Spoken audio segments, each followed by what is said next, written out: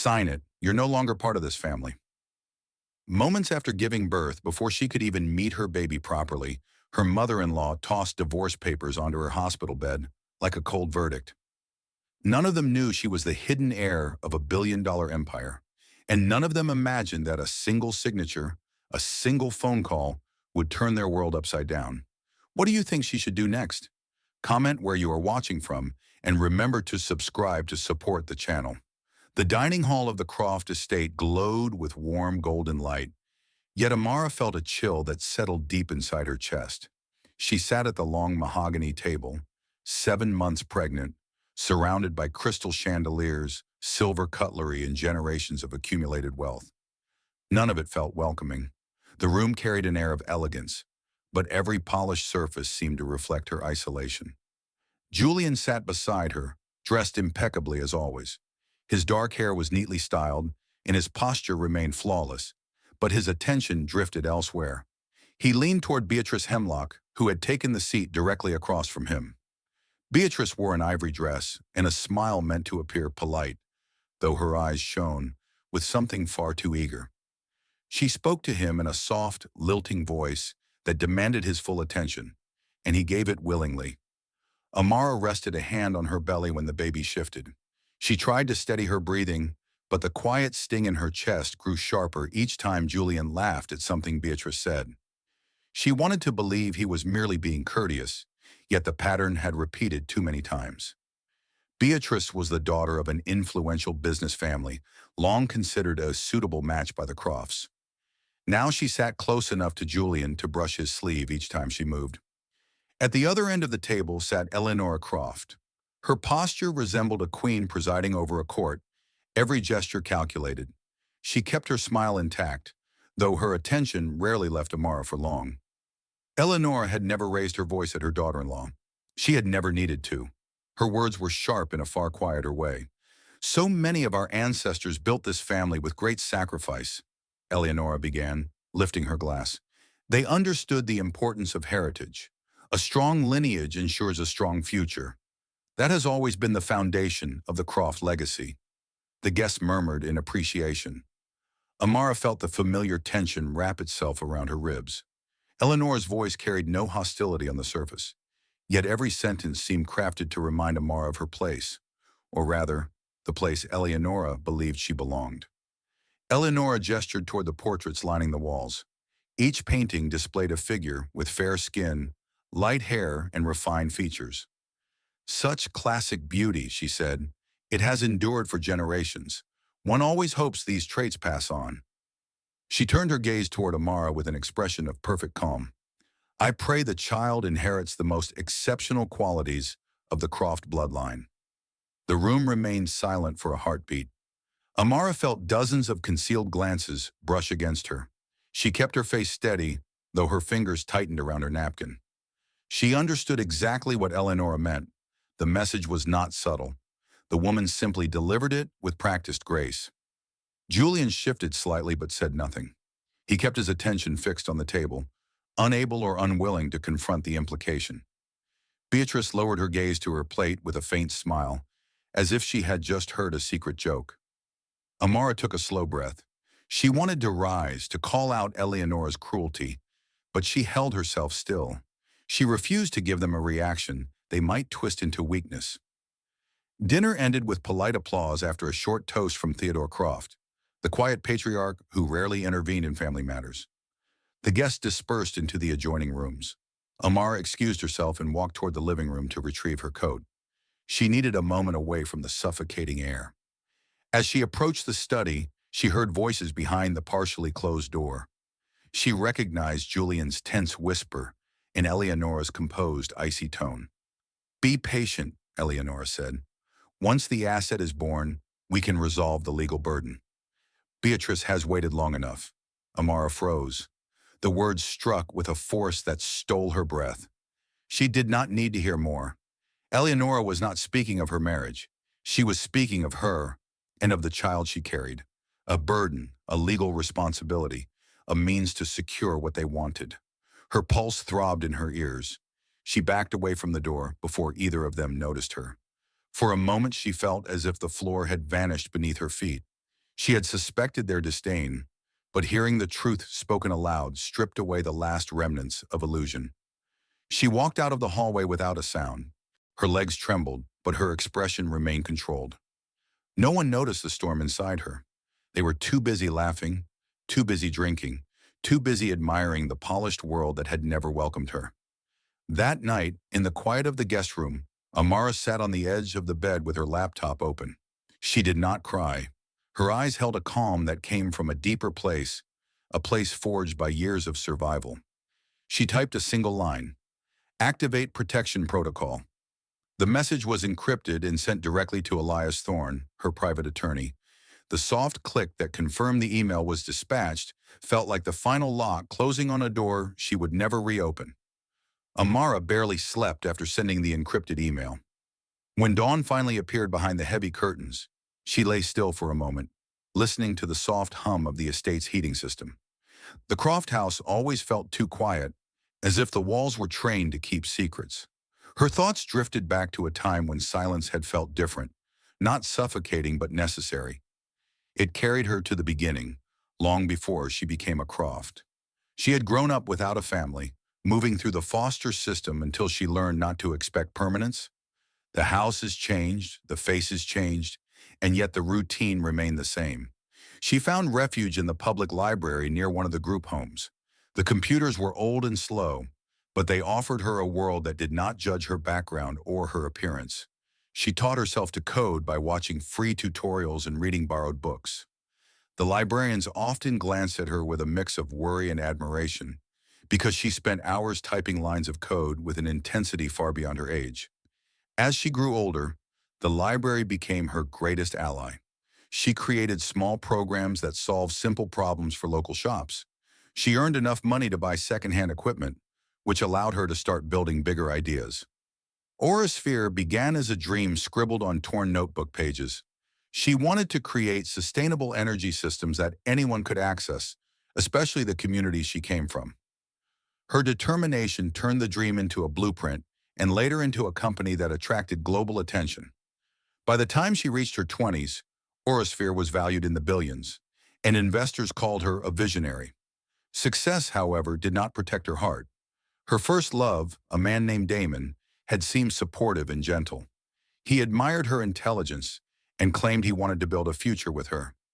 She believed him because she wanted to believe in love. When he proposed, she felt certain that she had finally found someone who valued her for who she was.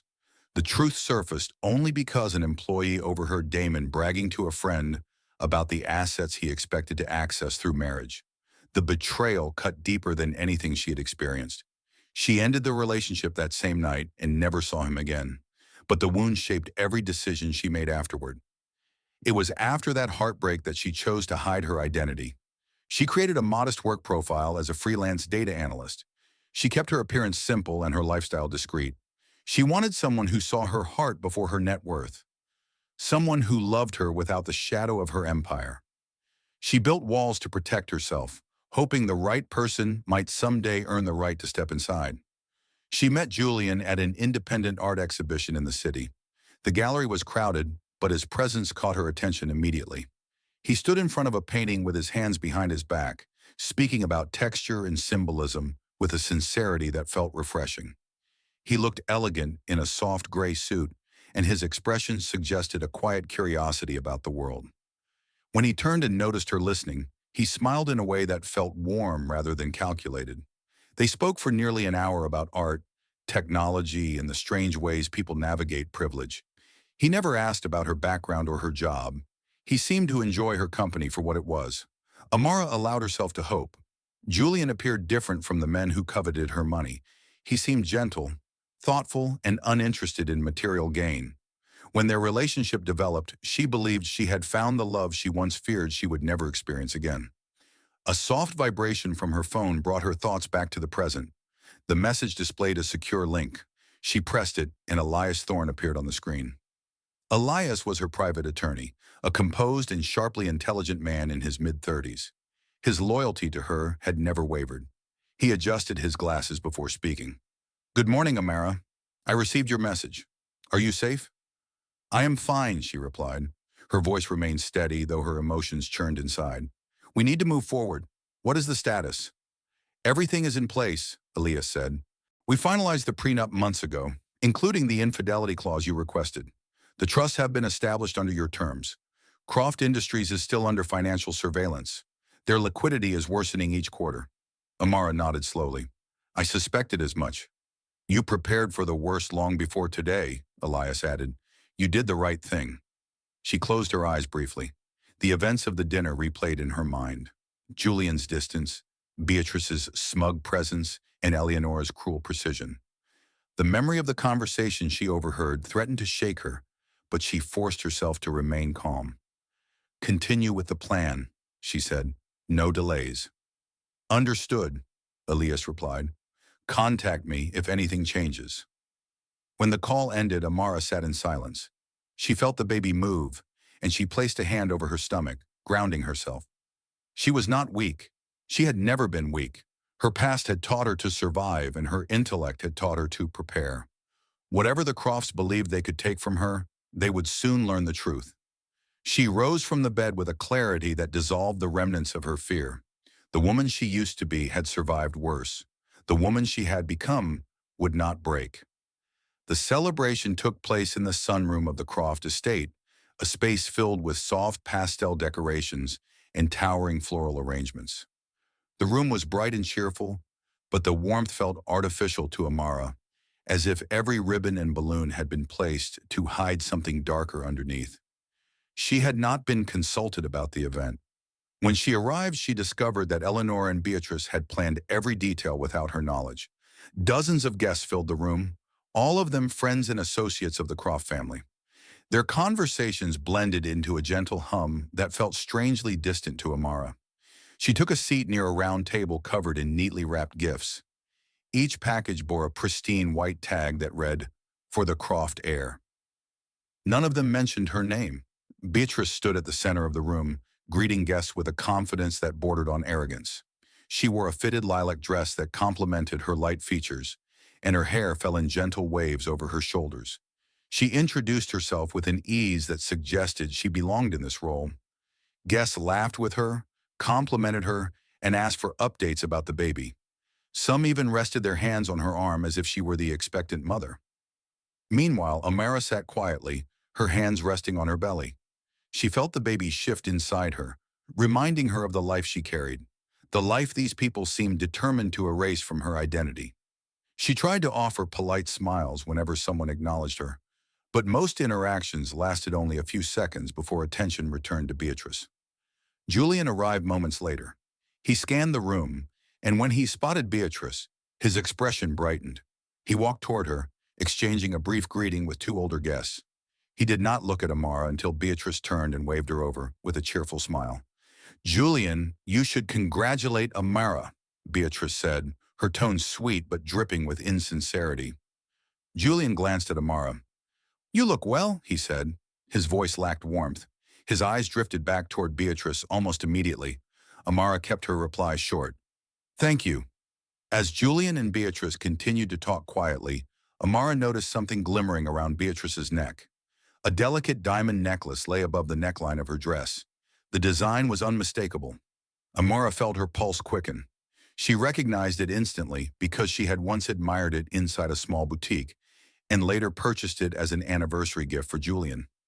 It was a rare piece from a limited collection, crafted with a signature pattern she could never forget. The sight of it on Beatrice's neck struck her with the force of a blow. Her breath caught, and a cold numbness spread through her chest. She held herself perfectly still, refusing to reveal the hurt that threatened to surface. She forced her expression to remain calm, although something inside her fractured quietly. Eleanor stepped forward and signaled for everyone's attention. The room settled, and she lifted her glass with a smile that never reached her eyes. Thank you all for coming, Eleanor began. This family has endured many challenges recently, yet we remain grateful for the steadfast support of those who stand with us. In particular, I want to acknowledge Beatrice, who has been a source of stability during difficult times. She has cared for Julian and for our family with a devotion that deserves recognition. Beatrice lowered her gaze, pretending to be modest as whispers of admiration spread around her. Eleanor continued, It brings me joy to announce that Beatrice will be the godmother of our precious child. A child deserves guidance from a woman with true refinement and a strong foundation. Eleonora's gaze moved directly to Amara, holding it long enough for the cruelty to land with full weight. The guests applauded. Beatrice smiled graciously. Julian remained silent, trapped between discomfort and loyalty to his mother. Amara felt something shift inside her, not sadness, but a steady and dangerous calm. She rose from her seat with slow, measured movements. "I need a moment," she said softly to no one in particular. She walked toward the hallway, keeping her steps steady. Once inside the bathroom, she locked the door and leaned against the counter. Her reflection in the mirror looked composed, but her eyes carried a quiet intensity. She lifted her phone, opened the camera, and zoomed in on the photo she had taken earlier. Then she returned to the door, cracked it open, and discreetly snapped a clear picture of Beatrice wearing the necklace. She closed the door again and opened her secure messaging app. She selected Elias Thorne's encrypted contact. The message she typed was short. "Final proof acquired. Proceed with phase 2. She pressed send. For the first time that day, she allowed herself to breathe deeply. She did not cry. She did not tremble. Her resolve had crystallized into something unbreakable. Outside, she could still hear the sound of laughter, but it no longer reached her. Something far stronger had taken its place. The contractions began shortly after midnight. At first, they came in gentle waves, but within minutes, they sharpened into a deep, twisting pain that forced Amara to grip the edge of the bed. She breathed slowly, trying to steady herself, yet the trembling in her legs made it clear that the baby was coming sooner than she expected. The house was dark and silent, and the emptiness around her made the pain feel even more intense. She reached for her phone and dialed Julian's number. It rang several times before going to voicemail. She tried again, pressing the phone tighter against her ear as another contraction tore through her. Still no answer. She swallowed against the rising panic. Her breaths grew quick and shallow while she waited, praying that he would pick up on the third call. The line rang and rang until the automated message returned. She lowered the phone, clenched her jaw, and dialed emergency services. Her voice shook when she gave the address, but she remained clear enough for the dispatcher to send an ambulance. When the paramedics arrived, they moved quickly, placing her on a stretcher and securing her safely. She felt a sharp mix of fear and determination as they carried her out of the estate. The night air was cold against her skin, but the contractions drowned out everything else. During the ride, a paramedic spoke gently to her. "You're doing well. Just keep breathing." She nodded, clutching the rails of the stretcher as another wave of pain hit. She focused on the rhythm of her breaths, refusing to let fear take hold. She told herself she had survived worse. She would survive this too. Hours passed in the hospital. Nurses checked on her regularly. A doctor introduced herself as Dr. Avery, a calm and experienced woman who monitored the baby's heartbeat. She offered reassurance whenever Amara's breathing faltered. The contractions grew more intense, stretching into a long and exhausting struggle that seemed to consume the entire night. Julian arrived shortly after sunrise. He entered the room with unsteady steps, his hair slightly disheveled and the scent of unfamiliar perfume clinging to his clothes. Amara recognized the scent immediately. It belonged to Beatrice. The realization hit her like a sudden blow, but she remained silent. "Amara," Julian said, clearing his throat, "I came as soon as I could. There was an urgent issue at the company." He checked his phone before finishing the sentence, his fingers tapping the screen nervously. She studied his face. His eyes did not hold concern. They held discomfort, guilt, and a desire to be anywhere but with her. She forced herself to speak. "The baby is coming. I needed you." "I know," he replied. "I will stay for a bit, but I may have to step out again. Things are chaotic right now." He stood near her bed for a few minutes, shifting his weight from one foot to the other. When his phone buzzed, he checked the message immediately and muttered something about an urgent call. He left the room without looking back. The labor continued for 18 long hours. Pain overtook everything until time lost its meaning. Her body trembled, her vision blurred, and her breath faltered with each contraction. Nurses encouraged her, Dr. Avery guided her, and she clung to every word. When the final push came, she felt a fierce mixture of agony and relief. Moments later, the sound of her baby's first cry filled the room. Tears gathered in her eyes as the nurse placed the newborn boy in her arms. She whispered, "Hello, Leo." The name felt warm and right, a reminder of strength. A few hours later, the door opened. Eleonora entered first, followed by Theodore, Julian, and finally Beatrice. Eleonora approached with the same regal posture she carried everywhere. She studied Amara and then shifted her gaze to the baby. As soon as she noticed the pale tone of Leo's skin, her expression changed. Her shoulders relaxed with visible relief, and a strange smile softened her features. "Thank heaven," Eleonora murmured. "He does not look like you. He looks like a true Croft. We will raise him well." Amara felt her breath stop. The words sliced deeper than any insult she had endured. Eleonora was not just dismissing her worth. She was denying her identity as a mother because of her skin color. A cold anger settled in Amara's chest. Her fingers tightened around the blanket wrapped around Leo. Eleonora motioned to Theodore. He stepped forward and placed a stack of papers on the hospital bed. "These are the divorce forms. Sign them so we can move forward." Beatrice lingered behind Julian, her eyes bright with triumph. Julian stood frozen, neither defending Amara nor challenging his family. His silence confirmed everything she had feared. Eleonora spoke again. "You will sign, and we will take the child. It is for the best." The room fell silent. Amara stared at each of them, her expression calm but unreadable. The cruelty of their intentions no longer shocked her. It clarified everything. She did not cry. She did not plead. She only tightened her hold on Leo as they turned and left the room, leaving her alone with her child and the unsigned documents. Something inside her hardened into resolve. They had taken everything for granted. They believed she was powerless. They were about to learn who she truly was. The hospital room felt strangely quiet after the Crofts left. The papers on the bed stood as a reminder of their cruelty, yet Amara did not look at them. She held Leo close, feeling the steady rise and fall of his small breasts. Her heart no longer trembled with fear or sorrow. Something inside her had settled into clarity, a clarity that wiped away the last traces of hesitation. A soft knock sounded at the door. Eleonora entered first, followed by Theodore, Julian, and Beatrice. They expected to find her broken and submissive. Instead, Amara looked up with a calmness that froze them in place. "If you want my signature," Amara said, her voice low but firm, "then wait. Before we proceed, I need to make one phone call." Eleonora frowned. "There is nothing to discuss. Just sign the documents." Amara ignored her and reached for her phone. Her movements were steady, each one deliberate. She pressed a button and held the device at her side. "You may want to listen," she said. She dialed Elias and switched to speaker. The tone filled the room for a few seconds before his voice answered. "Amara, are you all right?" She kept her eyes on the Crofts. "I am perfectly fine, Elias. I need to update our terms." Theodore took a nervous step forward. "What terms?" Amara lifted her chin. "Elias, regarding the acquisition of Croft Industries, change my offer." Julian's face paled. Eleonora stiffened as if she had misheard. Elias replied, "Of course. What are the new numbers?" "Instead of 500 million, Amara said, the final offer is 5 million.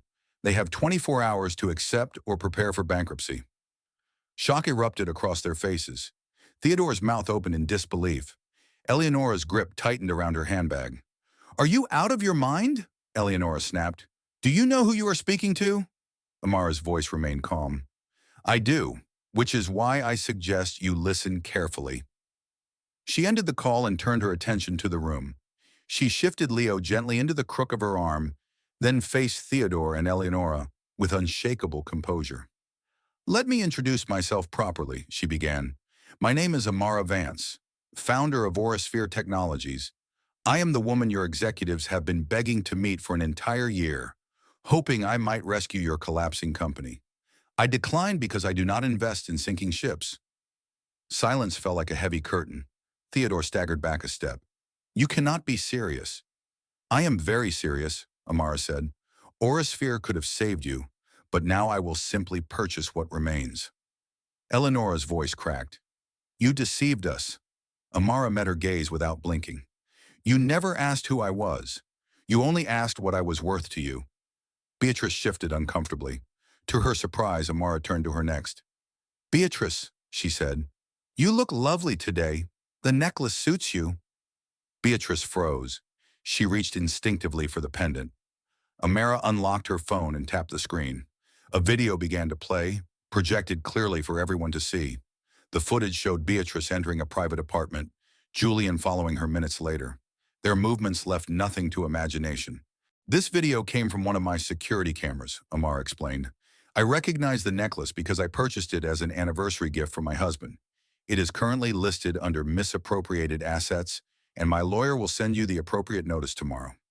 Beatrice's face drained of color. Her voice wavered. "This is a misunderstanding." Amara responded with a small, cold smile. "No, it is not." She turned at last to Julian. He stood rigid, unable to meet her eyes. "Julian," she said, "our prenuptial agreement is very clear. Infidelity nullifies your claims. You leave this marriage with nothing. Furthermore, the trust fund under your name is backed by a loan from one of my subsidiary companies. That loan will be recalled immediately." Julian's knees buckled. He dropped to the floor as if the weight of her words had crushed him. "Amara, please," he whispered. "I can explain." "There is nothing to explain," she replied. "You made your choices." The room remained frozen. Everything that once gave the Crofts power had been dismantled in minutes. Their confidence evaporated. Their arrogance collapsed. Eleanor pressed a trembling hand to her chest. Theodore looked as if the ground beneath him had shifted. Amara held Leo close and finally allowed herself to breathe. She had walked into this marriage believing she was marrying a man. Now she understood she had married a family built on illusions, and she had just shattered every one of them. The downfall of the Croft family began quietly. There were no dramatic headlines at first, only subtle fluctuations in the market and murmurs among investors. Croft Industries had already been sinking under the weight of poor leadership and years of mismanagement. Amara's revised offer had simply pushed the inevitable to the surface. Within days, the board accepted her acquisition at the humiliating price she named. The sale covered only a fraction of the debts piling against the company. Eleanor and Theodore faced the consequences immediately. Their personal accounts were tied to the failing corporation, and what remained after the financial collapse was barely enough to sustain them. They were forced to sell their estate. The grand hall that once showcased their prestige now belonged to a private buyer who offered half its market value. In the end, the Crofts moved into a modest apartment that lacked the imposing presence they once used to intimidate others. News outlets soon discovered the story. Amara did not speak publicly, but journalists pieced together enough details to form a narrative. Articles began to appear, each one more sensational than the last. The headlines circulated rapidly. People shared them with fascination and outrage. Eleonora found herself uninvited from charity events and formal gatherings. Friends who once praised her now chose not to answer her calls. Beatrice's situation deteriorated even faster. Her engagement to a wealthy businessman was abruptly canceled once the scandal reached his family. Rumors spread that she had attempted to manipulate her way into the Croft fortune. Her name became a source of ridicule in circles that once admired her confidence. She stopped using social media and avoided public events entirely. Julian faced the harshest fall. He lost his home, financial stability, and reputation all at once. He tried applying for jobs, but every attempt crashed against the same wall. No company wanted the liability of employing a man known for infidelity, dishonesty, and involvement in a scandal with a woman as influential as Amara Vance. He tried to contact friends, but most of them drifted away as soon as they realized he had nothing left to offer. He moved in with his parents, relying on their shrinking savings. His days became a blur of failed interviews and unanswered calls. His nights were worse. Memories replayed endlessly, especially the moment Amara revealed who she truly was. The look of calm disappointment in her eyes haunted him more than any insult could. He carried that image with him until it settled like a weight on his chest. Months passed, and spring arrived. Amara spent an afternoon walking through a quiet park with baby Leo in a stroller. The sun filtered through the trees, covering the path in gentle patterns of light. Leo kicked his feet happily, his tiny hands grasping at the air. Amara felt a sense of peace settle over her. The world felt brighter, and she felt lighter. She rounded a corner and stopped when she saw a familiar figure standing near the path. Julian looked thinner than before, his clothes slightly wrinkled and his eyes tired. He stepped forward hesitantly. "Amara," he said. His voice trembled as if speaking her name took great effort. She remained still. "What do you want, Julian?" He swallowed and lifted his gaze. "I am sorry. I know I have no right to ask for anything. I just needed to see you. I needed to ask for your forgiveness." Amara looked at him with an expression he could not read. She did not feel anger anymore. The pain he caused had already transformed into something far quieter. She placed a gentle hand on the stroller and let the silence linger long enough for him to understand that the power he once held over her emotions no longer existed. "Julian," she said calmly, "my forgiveness is not what you need." His voice broke. "Then what do I need?" "You need self-respect," she replied. "You lost it long before you lost me." He lowered his head, unable to respond. Amara stepped past him, pushing the stroller forward with soft, steady movements. She did not look back. Julian watched her walk away, feeling the full weight of the life he had destroyed with his choices. For the first time, he understood that some losses could never be undone. 1 year passed, and the world around Amara changed in ways she once believed impossible. She no longer hid behind modest clothing or kept her head down to avoid attention. Her life had taken a new shape, carved from strength, purpose, and a determination to redefine her future. Her story appeared on the covers of respected business magazines featuring a confident woman holding her young son, Leo, who sat on her lap with a bright smile. The headline called her a force of innovation. The photographs captured a woman who refused to be diminished again. Leo had grown into an energetic toddler with a curious mind and expressive eyes. He followed her around the house with small yet determined steps, often tugging gently at her clothing while babbling happily. When she took him to photo shoots, he often reached for the camera crew or clapped his hands when the lights flashed. His presence softened every challenge she faced, reminding her of the life she chose to protect. With her public image restored and strengthened, Amara wanted to use her influence for something beyond personal healing. She founded the Vance Foundation, a nonprofit organization dedicated to supporting Black women entrepreneurs. The mission was clear. She wanted to provide seed funding, mentorship programs, and educational resources for women who faced the same barriers she once confronted. Her board included experts from various industries, along with community leaders who believed deeply in the mission. On the night of the foundation's launch gala, Amara stood backstage with Leo in her arms. He played with the ribbon on her dress while she breathed slowly, preparing to speak. The event took place in a grand hall filled with donors, activists, innovators, and women whose journeys she hoped to elevate. The stage glowed with warm lights, and the backdrop displayed the foundation's emblem. Elias stood nearby. He had become a trusted presence in her life, offering guidance and support whenever she needed it. His expression carried quiet pride as he watched her soothe Leo. "He looks ready for the stage," Elias said. Amara smiled softly. "He might steal the entire event. I doubt anyone will mind." She handed Leo to a caregiver who stood waiting, then stepped toward the stage when the host announced her name. The applause rolled through the room like a wave.